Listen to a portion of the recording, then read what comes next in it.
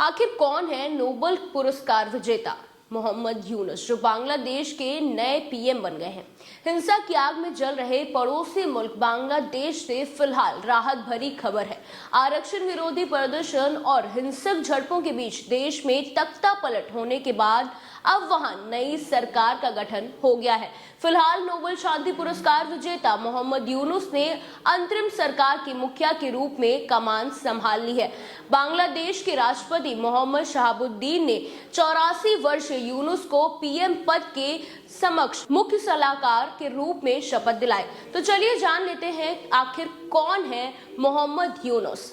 यूनुस बांग्लादेश के इस समय के सबसे बड़े अर्थशास्त्री माने जाते हैं। वो नोबेल पुरस्कार विजेता हैं और उन्हें गरीबों में सबसे गरीब के बैंकर के रूप में भी जाना जाता है। हालांकि एक बार इसी शेख हसीना ने उन्हें खून चूसने वाला तक करार किया था, लेकिन समय की विडंबना देखिए कि खून चूसने वाला ही अब उनकी जगह देश का नया पीएम बन गया है और शेख हसीना को अपना ही देश छोड़कर भागना पड़ गया। 84 साल की यूनुस हसीना के जाने माने आलोचक और सत्ता विरोधी के रूप में एक तेज आवाज माने जाते हैं। उन्होंने शेख हसीना के इस्तीफा को देश का दूसरा मुक्त दिवस करार दिया।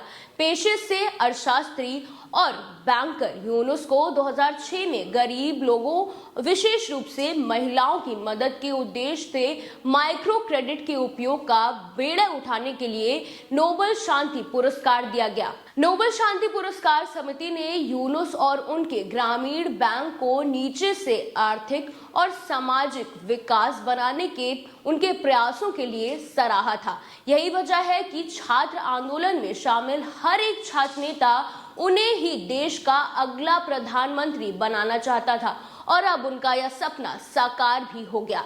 उन्होंने पढ़ाने के दौरान ही बांग्लादेश के मुक्त संग्राम के बारे में जागरूकता बढ़ाने के लिए एक अखबार लॉन्च किया था। उसके बाद उन्होंने चुनाव लड़ने का फैसला किया था और कहा जाता है कि यहीं से शेख हसीना से उनके संबंध बिगड़ते चले गए। जो शेख हसीना उनकी पहले तारीफ करती थी, अब वो उन्हें देखना तक पसंद नहीं करती और कहा जाता है कि इसके कारण ही यूनुस पर 100 से ज्यादा मुकदमे भी दर्ज हुए थे और उन्हें भ्रष्टाचार के मामले में कोर्ट ने 6 महीने की जेल की सजा भी सुनाई थी। लेकिन जेल के भीतर से ही वह अपने संघर्षों को हवा देते रहे और छात्र उनके साथ खड़े रहे।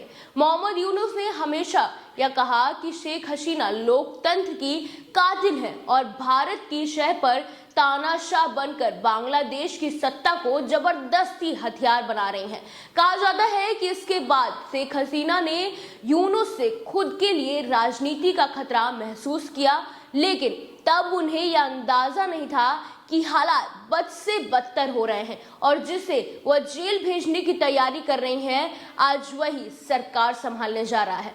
तो फिलहाल इस खबर में इतना ही। बाकी देश और दुनिया की तमाम खबरों के लिए देखते रहिए लाइव यूपी न्यूज़ 24।